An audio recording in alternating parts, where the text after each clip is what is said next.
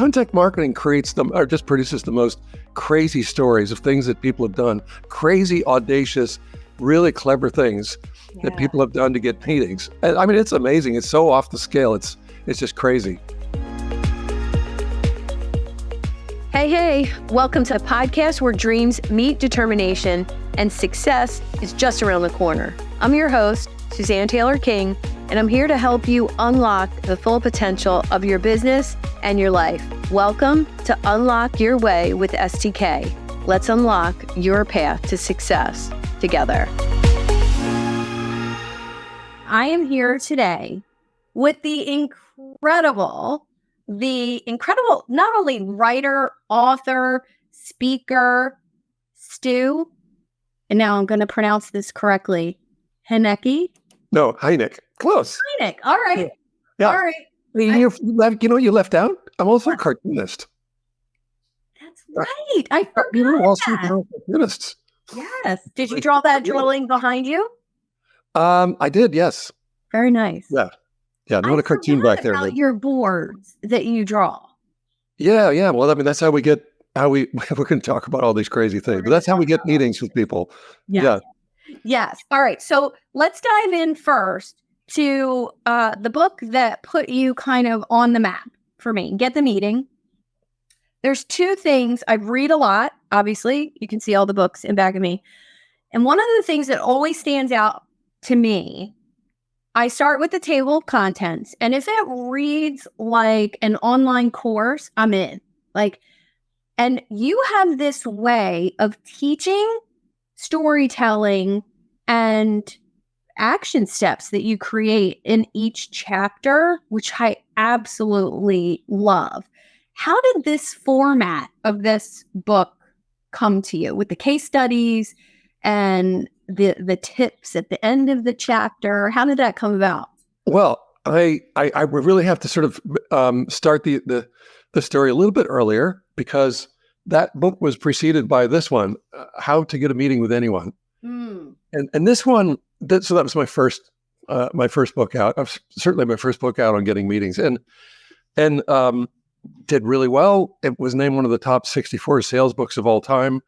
And I was writing about, about getting, nobody knows, but about getting meetings.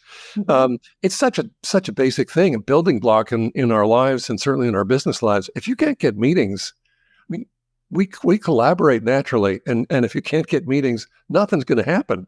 So it's a very basic building block of success in business and in life.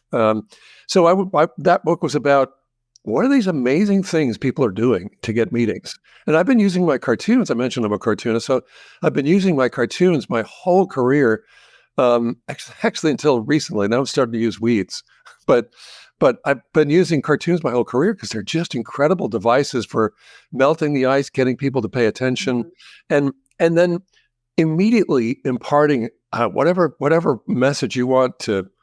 It's whatever core message you want to put out there. It just goes straight in, so So that was the first book. Now the book came out, and people reacted to it. I started hearing from readers all over the world say, "Oh my God, I bought your book," and one of them said, "I bought your book, and I went out, used what you had in the book, and I made $300,000 right away." It's like, man, we didn't charge enough for that copy of the book. But I've been hearing all these stories of what contact marketing, which is what I called this form of marketing, had done for people. And they were saying, though, that the only pictures in that book, again, I'm going to hold it up, in How to Get a Meeting with Anyone, but I started every chapter with a cartoon.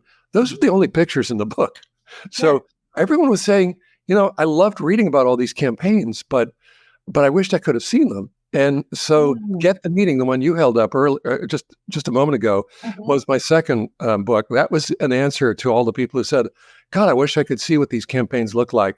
And so that one is there are a lot of case studies in there. Contact marketing just produces the most crazy stories of things that people have done, crazy, audacious, really clever things that people have done to get meetings. And I mean, it's amazing. It's so off the scale. It's just crazy. Well, obviously, I had a 20-year career in dentistry before I became a coach. So you had a case study about getting in touch with a dentist.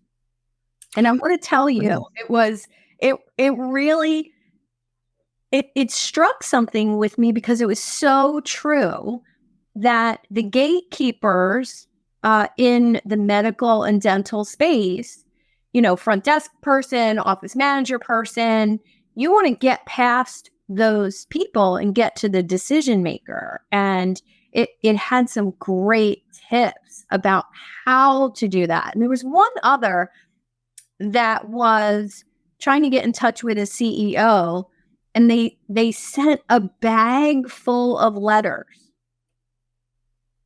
like a mail bag full of letters that had to be dumped out in the CEO's office. And one of the envelopes was like color or something. I love that. Yeah, there's so many crazy things. The dentist story is a little bit different, actually. It was the card that the dentist was using, and they did this. The designer put this really interesting thing together. That it was a card inside a sleeve, and the sleeve had a molar cutout.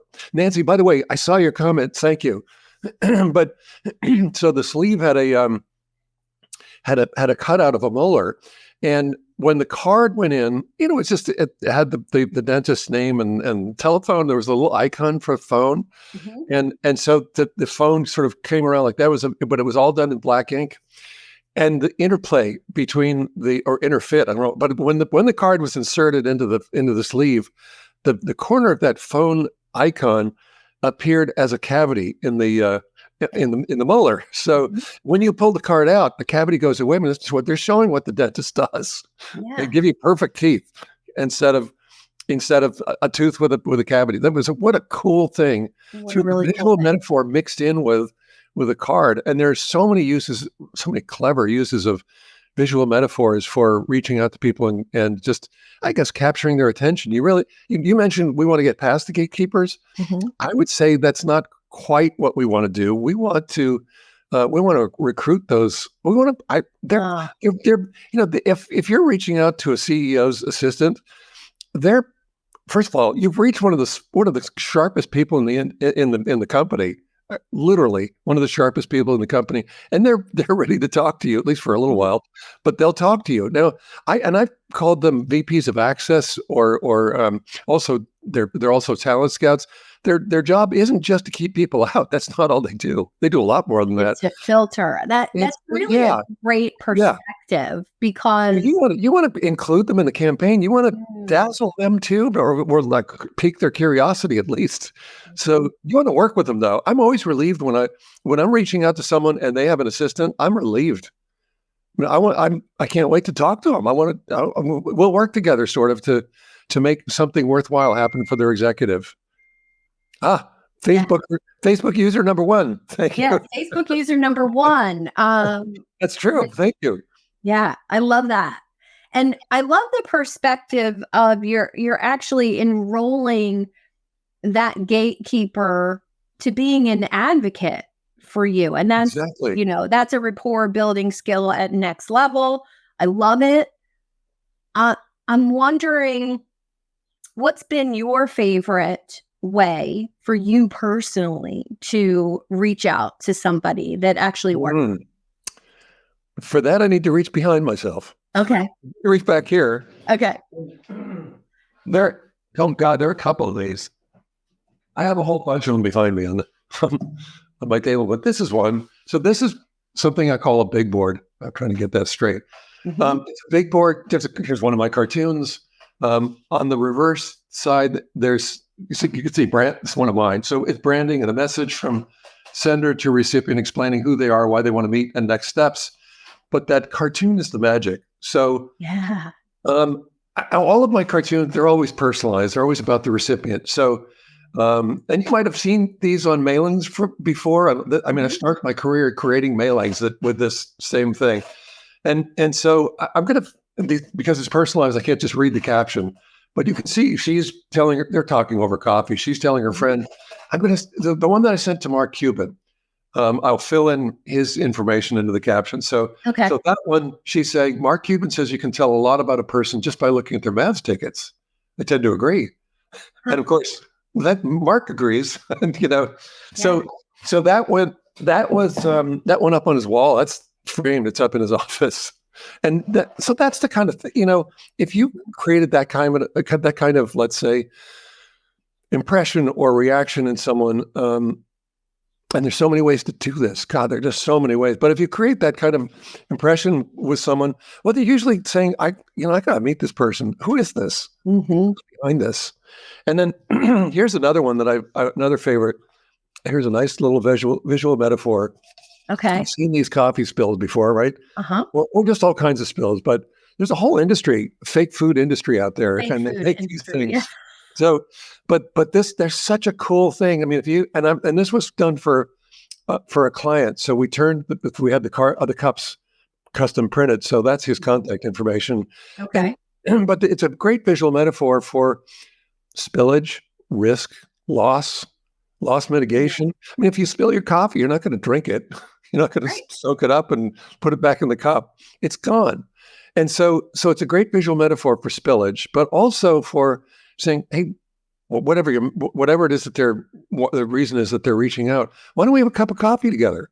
Maybe you could even drop a Starbucks. So this could be a Starbucks card in the cup. So you could use that as a drop-off device if people were still in the office, or you can send it to them. But either way, you just want to. You really want to just dazzle people a little bit. And but at the same time, it's not to waste their time. You need to know that what you're doing is relevant to what they're looking for, and it just has to be a great use of their time. So I'm not saying just let's shoot flares at people, and get their attention. It's more than that. It's about moving so much more than that. So much more than that. And even if we look at social media in general, reaching out to somebody, messaging somebody, it has to be personal and it has to be relevant for the person that you're reaching out to. And I'll use how we connected at the top of my list. So somebody tagged you in a post of mine. We had a couple, comments back and forth, and then took it to a direct message, and you gave me your assistant's information, and her and I communicated and got it scheduled for you to be here today. But it wasn't an outreach that wasn't custom to you. It was really in gratitude for everything that you do, your books that have meant so much to me, and I know will mean so much to our listeners today. So if you don't, I'm going to put the links to all Stu's stuff in the comments. Let's jump to your newest book. Yeah. Grow Your Business Like a Weed. A lot of the same formatting in the book, pictures, case studies, stories. And at the end of each chapter, and there's something that you call the at a glance, kind of summary of the chapter. Yeah. I love that too. Thank you. So let's talk about the weeds model and how you came up with this. I just love. You can see them. This is a weed behind me, painted on the wall. But I'm just. I must sound like a lunatic, but I am so impressed with weeds. I love them, and this is how it came about. Though you asked that, so I was driving down the Santa Monica Freeway in LA long time ago, and it's 6 lanes of traffic coming one way, 6 lanes coming the other way. And at that time, traffic was moving. I don't think it does anymore, but it was moving very fast. And so it's just thundering tires and roaring tires and concrete. And then there's a 40-foot wide, as I recall, it might be a little narrower than that, but a big concrete median down the middle. And so it's all concrete and no place for a plant to take root. But in the center median, growing from a crack, was something we see billions of times. It was a dandelion growing out of the crack, and I as I whizzed by, so many things happened all at once. It was like time stood still, and so I was thinking, wow, look at that thing! Look what it's pulling off. I mean, how did it do that? Well, of course, we know how it does that. They have these specially designed seeds that they're not like acorns or pine cones. These seeds fly around and they probe every possible opportunity to take root, which is a great definition of an entrepreneur already. But they probe every possible opportunity, and it's it's significant because you don't see other plants doing that. You don't see dandelion. I'm sorry, you do see dandelions, but you don't see apple trees, or let's say petunias, something like that. There are a lot of plants that don't pull that off. So what was it about weeds, I wondered, that allowed them to do this? Do they have a unified model that they all use to grow? And if they do, is it a model we can adopt for our businesses? And it turns out they do have one. And it is, it's not just a model for our businesses. I think it's the theory of everything about growing anything. They're just amazing. They're so perfected in what they do. Mm-hmm. And if you think about the nature of weeds deal with what is. There's a lot to unpack here, but weeds deal with what is. It's so hard for us to do it because our emotions get in the way all the time. I know you know this because you're a coach, and I know you run into this all the time. So they deal with what is. Thank you, Nancy. They deal with what is. They never do anything without an unfair advantage. I mean, we've got to cling to these little statements here. These are really significant things, but they never do anything without an unfair advantage. The seeds, the dandelion seeds, are one of its unfair advantages. They never do anything alone, or let's say they never do anything at 1-to-1 leverage. It's always at scale, and they always focus on what makes them win. I would call it their process, but it's really I guess it's their evolution, but their process is just baked into their DNA, and they run that process like a computer runs a program. They don't like that dandelion in the freeway I'm sure it wasn't there saying to itself, well, this really sucks. I didn't see myself, landing in the middle of a freeway. I kind of saw myself as living at the beach. I mean, there wasn't any of that. Yeah. We do that to ourselves, but they don't do that. They just focus on what makes them win, and they just run it aggressively and urgently. And then finally, I think one of the most amazing things about weeds is that they thrive best in disrupted ground. And, can we all say that? I mean, what our disrupted ground is recessions and pandemics and AI next. We're always going through disruptions, and they thrive best in disrupted ground. And they're not doing anything different. It's all just the same process, the same tools, the same mindset. All of which is odd to think of a weed having a mindset, but you could see it. It's apparent they do. You can. And I think the positive psychology references you're mentioning, so resilience and grit, they don't do anything alone. They stay focused on what the end goal is. So, ending up in the middle of the highway growing doesn't leave that dandelion or that other weed in like, oh crap, I didn't want to be here. Yeah, this sucks. Dealing with what is such a huge part of being an entrepreneur, business owner.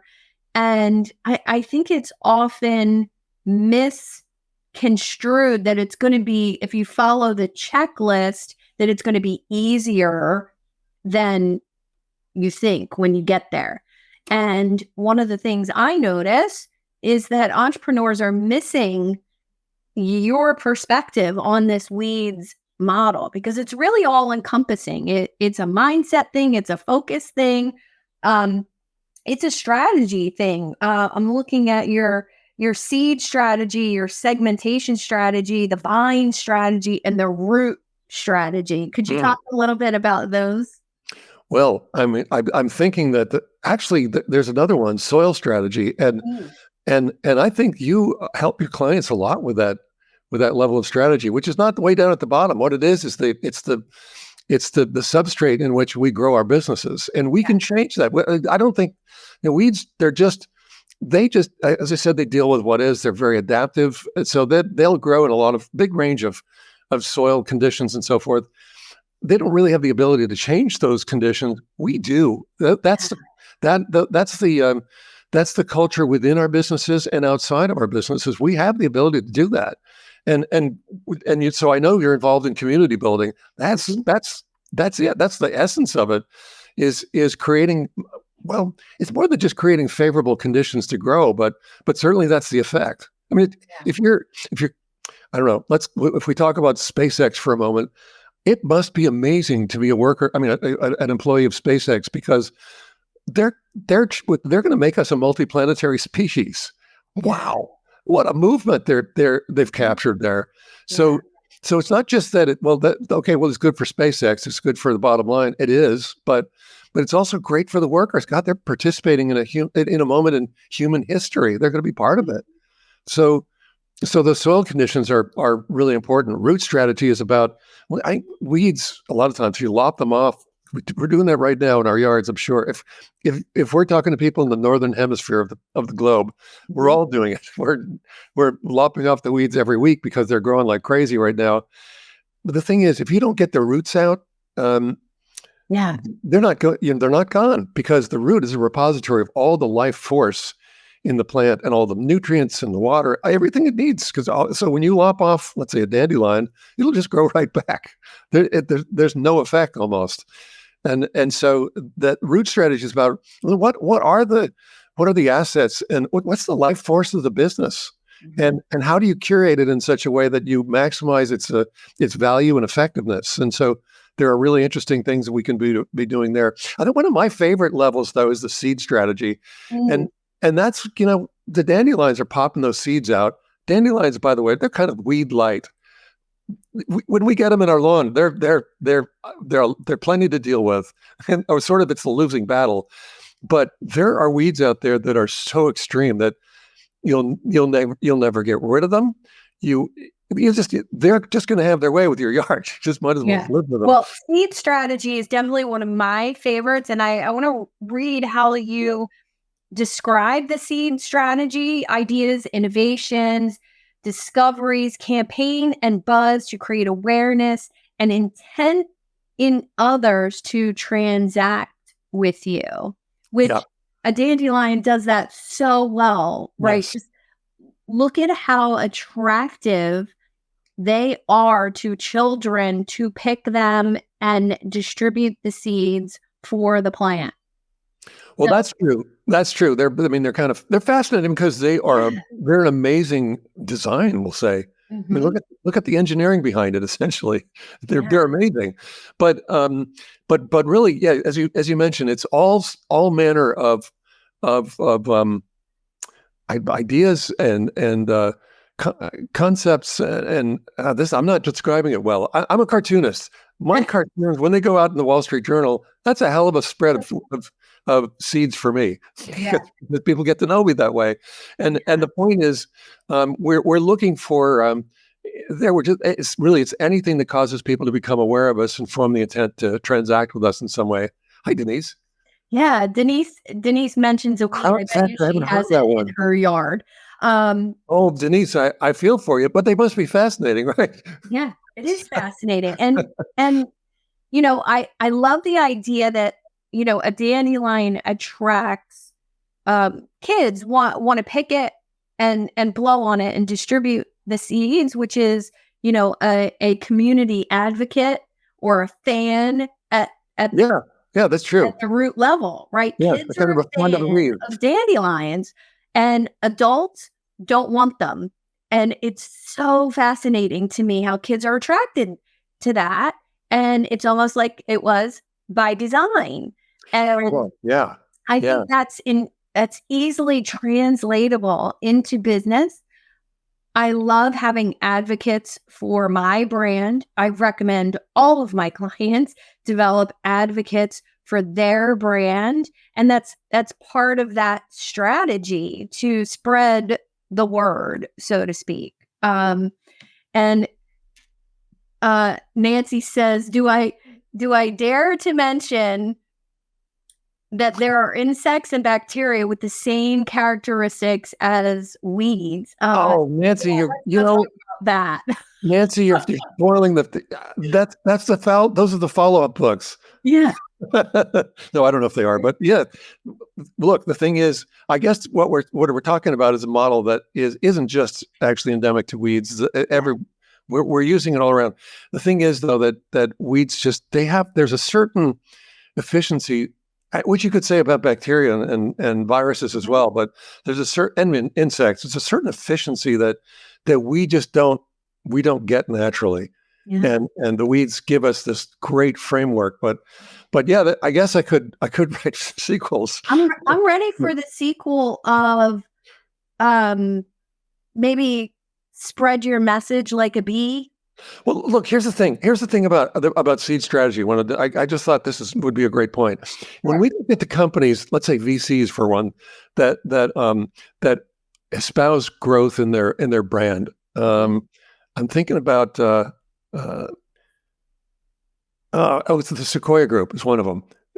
Okay, well, so if we compare sequoias to dandelions, here's what sequoias, they're impressive. They grow. They're huge. They live for a long time. So I get why they're saying that. But if you look at the distribution map of sequoias versus the distribution map of dandelions, you will, and if ground is market and market share, or let's say the distribution of those plants is market share, which one is more effective? Which one is more successful? I mean, the sequoias they only grow in a couple of groves outside of Fresno. That's it. And dandelions are on 6 continents. They're covered all of these. I don't think there are any weeds in Antarctica, but otherwise we'll cover every continent. Huge message. Look at how they spread. And if you look at then, oaks are another one that other, banks and VCs and so on, that a solid oak. Well, oaks drop those acorns at their feet, essentially, at their roots, but at their feet, they don't go anywhere. I mean, they have to rely. I guess squirrels take them a little further, but is that really the kind of strategy you want for the spread of your business, for the growth of your business? No, you want the seeds of your business, again, those elements that cause people to say, "Oh my God, who is this? Oh my God, I got to do this. I've got to buy one of those things, or I've got to hire them, or it's anything that causes people to become aware of us and form the intent to transact with us." I mean, my books are seeds, or really, they're kind of seed pods, because seed pods are multipliers of those seeds. If you look at the seed pod of a dandelion, those beautiful geodesic structures, and I mean that's what the kids were drawing, and you blow on them, they go poof. Well, how isn't that amazing? The seed pods are multipliers of those seeds. That they give them wings. They give them a greater launch and greater effectiveness in the marketplace. But if you just peer down at those weeds a little bit, you're going to be saying, "Oh my God, there's just this whole world of strategy here." And Jason, oh my God! Well, Jason and I have spoken before. Jason got a little ahead of us. Yeah, that's okay. He's usually ahead of the game, and he's actually the one who tagged you in my post. So yes, thank you, Jason. Thanks. He's responsible for this conversation happening. So, how do weeds use collaboration? Well, I mean that is one of the central tenets of. Here's the thing. My book, it came out in June last year. So I've been applying weed strategy to both the growth of the book and to the growth of my business. And one of the things that really stuck out to me was that weeds, they're natural collaborators. If you spot a dandelion in your lawn, look up, and what you'll see is not one, but you'll see dozens if you're lucky, or hundreds if it's more. It's probably more probable that it's hundreds of them out there. And that's where they get their power from collaboration. If it was just one weed, you'd pick it and you'd be done. Yeah. But that's not what makes them such a force out there. It's because they're natural collaborators. And so I think if weeds could speak, they would be telling us a bunch of things. Anyway, one of the things they'd be telling us is you need to team up with the smartest people you know as fast as you can. And I'm saying that slowly, and I might just want to say that again because you all need to know that. You need to team up with the smartest people you know as fast as you can. And so that's what I've been doing. And I've been putting together these collaborations. Some of them are they're all coming up, but one form of them is I'm teaming up with other authors, and it's kind of hard to describe. One of my collaborators is a Broadway producer, but also CEO of a company. Another one is a coach to scale-ups, not startups, but scale-ups, and all kinds of really interesting people that I know a lot of interesting people, and I've reached out to them to say, look, why don't we do a weekend strategy summit? we could do that. Let's say 10 to 12 people. And because this is such a small group, it's so portable, we could do this anywhere. And why don't we pick the most outrageous places to do this? So we're setting them up in Morocco and Iceland and Bora Bora and Salzburg. I hope to get one set up on Antarctica. I don't know if you know this. There's actually a resort in Antarctica. So I want to do something. I want to do this. I want when people come to these, I want them to be saying, "Look at this. This is astounding. Look where we are, and what a great environment to collaborate, because that's what we'll be doing in the sessions, but collaborate together and come up with the most incredible ideas for creating unfair advantages in our business and driving our businesses forward. In other words, it's tuning our mindsets to do that. And but that's one of the collaborations. And then there's another one, really amazing one that just sort of took flight this week, actually. I feel like I'm not letting you get a word in edgewise. No, I love it. I don't want to do that to you. I talk all the time, so this is okay. Well, no. So this other really amazing collaboration that has come up is, first of all, when I was writing the book, and when you choose someone, when you ask someone to write the foreword to your book, you want to choose someone that adds an incredibly new dimension to the book. And so I reached out to Nicola Corzine, who's the executive director of the NASDAQ Entrepreneurial Center. And I asked her if she would write the foreword to the book, and she said yes. And that adds an incredible dimension to the book. And so I'm very grateful to her for doing that. But then after the book came out, I said, Nicola, the book's out. And in the book, I promised to launch a new award called the Total Weed Award. And, just to celebrate weed-like growth among entrepreneurs and startups and maybe VCs or just people involved in growing businesses. And the thing is, I would really love, could we collaborate? Could the NASDAQ Entrepreneurial Center become the home of the award? And she said, yes. And I'm going, I almost fell over. That's incredible. Okay, great. So, we talked a little bit further, and we talked about bringing in a media partner, which we will be doing, and then tracking sponsorship. And it's a nonprofit center. I owe Nicola and the center a lot, and so I just said to her, we could attract sponsorship, and 100% of it should go to the center. I don't need a part of it. So let's make this a fundraiser for the center. And she's saying, she was saying, oh, you would do that? Yeah, of course. It's a collaboration. Of course I would do this. So we just launched the award on Tuesday. I mean, we just had our first presentation, and the winners were Richard Branson for Most Irrepressible Entrepreneur. Love it. And Most Weed-Like Launch was Dandelion Energy. Kind of poetic. That's cool. And then Most Radical Collaboration, because we're still talking about collaboration here, Tope Awatona and Calendly. So Tope is the founder of Calendly. And Calendly does this really cool thing at the end of any use of the platform. It asks you to join for free and use the platform. So I think they collaborate with every single user and every single, I don't know, what do we call them? I mean, they don't come in with accounts. You set up an invite, and if they're not part of the platform, you are part of pulling them in. You're part of that collaboration. It's a huge collaboration, and their ranks have swelled incredibly because of that. So, and then finally, our most ingenious unfair advantage. And any guesses? Like, who would that be? Who has that unfair, that advantage that no one can match, or would have a really competitors would have a hard time matching? A big company?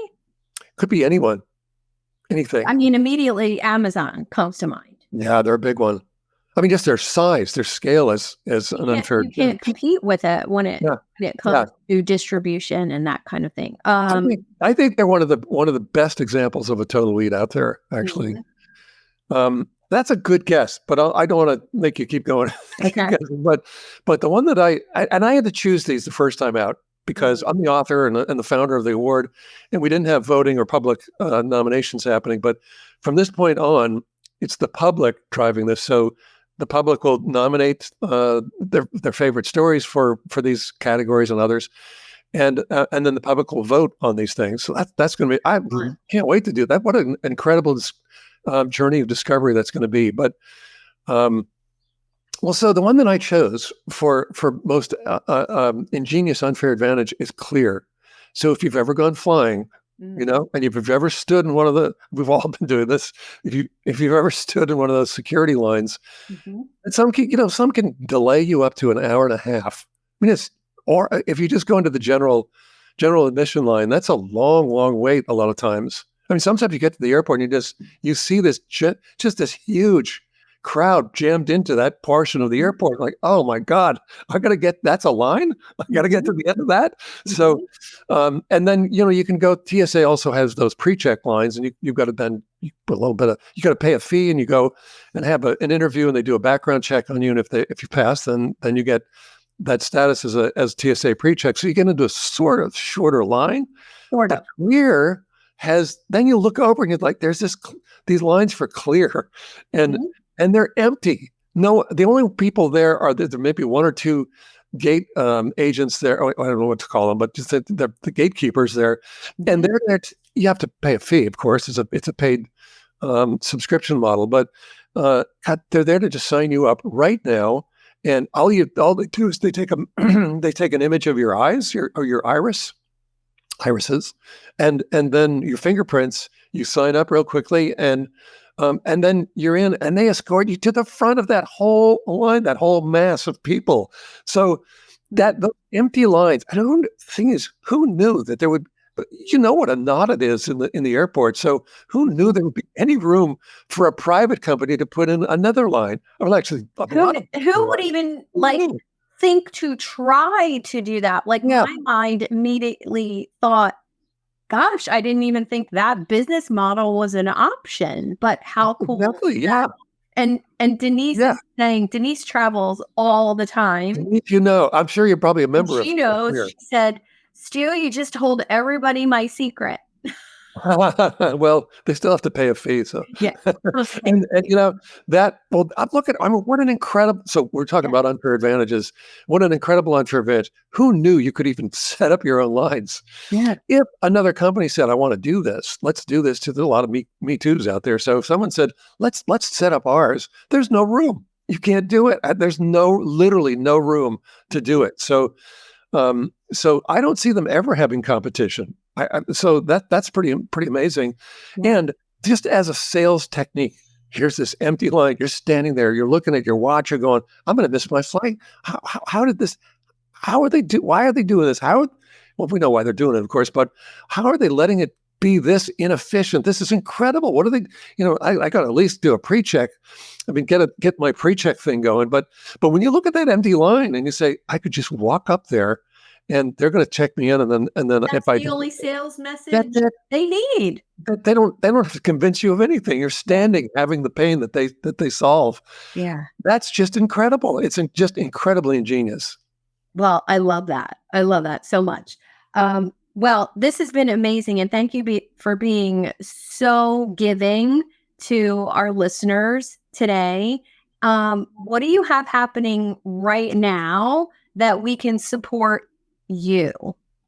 Well, I'll tell you, I would love to have, if you like this message, particularly the message about weed strategy, and you want to apply it to your business and want to know more, I would love to have you come to my author site. So you see my name on the screen. So you see the spelling. It's not an easy spelling, but StuHeinecke.com. And if you'd visit, there's an offer there for the first 2 chapters of this book, How to Grow Your Business Like a Weed, for free. But if you sign up, the thing is, I'm working on a new report, and so you won't even see it. It won't be mentioned, but I'm working on this new report right now, how to create an unfair advantage in your business. And those are there. We just talked about it. I mean, how do you do what Clear did in your business? And they're all form all kinds of unfair advantages that you can create. But if you go in and sign up for my list, I'd love to have you do that. And you're going to get a copy of that as well. All right. I will make sure everyone who's been here live has the link to that. and we'll also put it in the comments below. We are live on Facebook, LinkedIn, and YouTube, so I will make sure your link is everywhere. Thank you, Stu, so much for joining me today on The Productive and Prosperous Entrepreneur. You've given me some really exciting things from your book to work on, and just really appreciate the connection with you. Thank you, Suzanne. It was an honor and a blast. It was a lot of fun. You're so welcome. Thank you. Thank you for tuning in to another empowering episode of Unlock Your Way. I hope you found today's discussion inspiring and you're ready to take your business and personal growth to that next level. If you're feeling as fired up as I am and eager to unlock that full potential, I'm here to help you on your journey and provide that personalized guidance tailored to your unique goals and challenges. Simply book a one-on-one coaching call with me and we'll dive deep into your business aspirations and see how we could co-create a roadmap for your success. And whether you're striving to scale an enterprise or just getting started, I'm here to support you every step of the way. To schedule your coaching call, simply visit the website at unlockyourwaywithstk.com, click on the book a call button, and we'll turn your dreams into that reality. Subscribe and review on your favorite podcast platform and on YouTube. Plus, you can join over 800 entrepreneurs in the Idea Lab Facebook group. Let's make success as an entrepreneur happen together. Until next time, I'm STK. Keep dreaming big, stay focused, and most of all, have fun while you're doing it.